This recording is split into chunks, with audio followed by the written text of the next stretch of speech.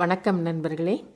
தேளின் குணம் கொட்டுவதுதான் என்பது நமக்கு நன்றாகவே தெரியும் என்பதால் எச்சரிக்கையாக இருக்க முடியும். ஆனால் பசுத்தோல் போர்த்திய புலிகளும் பகட்டாக உலவி கொண்டிருக்கும் இந்த உலகத்தில் மிக அதிக எச்சரிக்கையுடன் உணர்வு சார்ந்து இராமல் அறிவு சார்ந்து இயங்கக்கூடியவராக இருந்தால் மட்டுமே தடைகளை களைந்து வெற்றியாளராக முடியும், இல்லையா?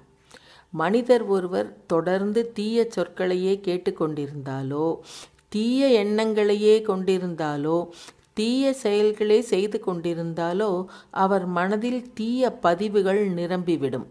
அதன் பிறகு அவருடைய இந்த தீய பதிவு அவர் அறியாமலே அவருடைய செயல்களில் பிரதிபலித்துவிடும். அவர் அந்த பதிவுகளின் கையில் ஒரு இயந்திரமாகி விடுவதால் அது தீய செயல்களையே செய்வதற்கு கட்டாயப்படுத்துகிறது.